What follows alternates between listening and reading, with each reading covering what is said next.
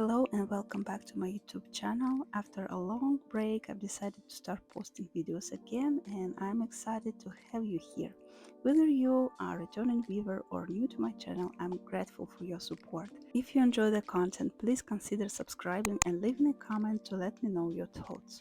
In today's video, I will be exploring 3 new watercolor shades that I recently added to my collection. I'll be mixing each of these shades with other colors from my custom palette, which I shared with you recently on my stories. If you are interested in how I create my mixing charts, I'll include a link in the description below.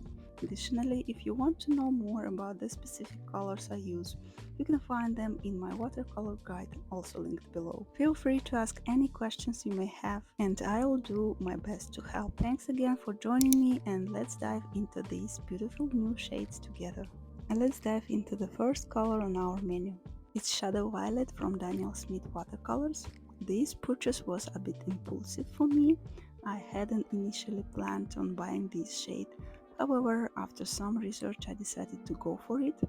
I'm a fan of granulating colors, especially those from Daniel Smith, so I thought Shadow Violet would be a fantastic addition to my palette.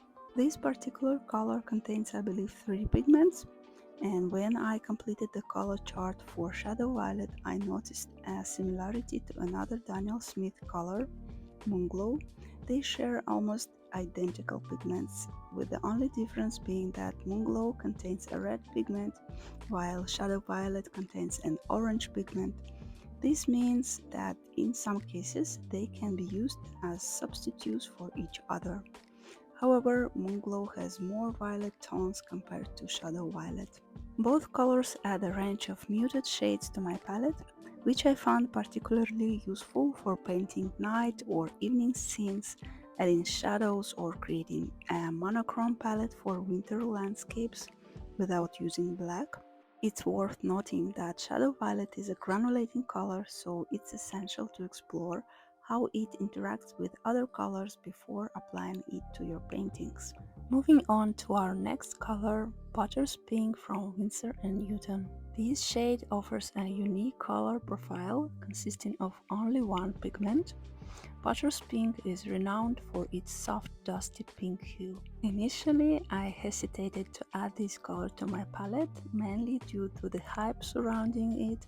However, upon noticing its availability at my local art store, I decided to give it a try. I'm pleased to say that I have no regrets. I'm glad I added this shade to my collection. Dusk Pink has proven to be a standout color for me. It's incredibly granulating compared to other granulating colors I've used.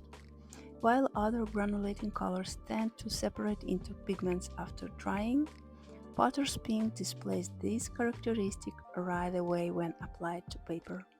It interacts beautifully with every color in my palette, yielding results that I'm genuinely pleased with. I appreciate the range of pinkish hues that this color adds to my collection. Initially, I thought about using Dusk Pink for painting vintage flowers. However, after seeing the results, I'm also considering using it for landscapes, especially those featuring sunsets. I believe it will create stunning effects. I highly recommend trying out Dusk Pink and adding it to your palette. Our next color to explore is Dusk Pink from Royal Talents Van Gogh. I'm a big fan of this brand because it offers high quality watercolors at an affordable price, striking a perfect balance between quality and cost. I have several Van Gogh colors in my palette and enjoy using them, so adding Dusk Pink seemed like a natural choice. This purchase actually wasn't planned, as is often the case with art supplies. Who plans their spending on art supplies when they already have enough, right? But when you come across a good sale, it's hard to resist. This is how I ended up adding Dusk Pink to my collection. This watercolor is made up of 2 pigments, black and violet. You can usually find information about the pigments on the label, and understanding how to read watercolor labels is important, as knowing the pigments can help predict how a color will behave. Since Dusk Pink contains black, its interactions with other colors can be surprising.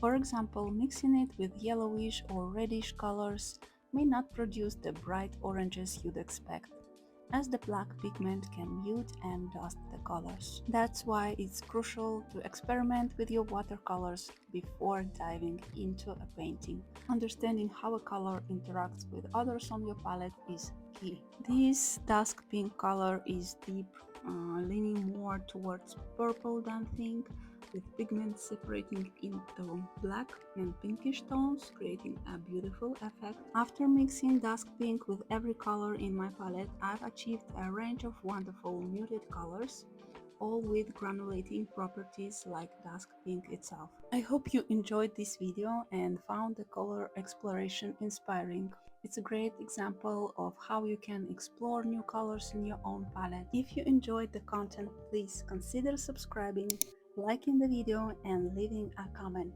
Your support means a lot to me. Bye.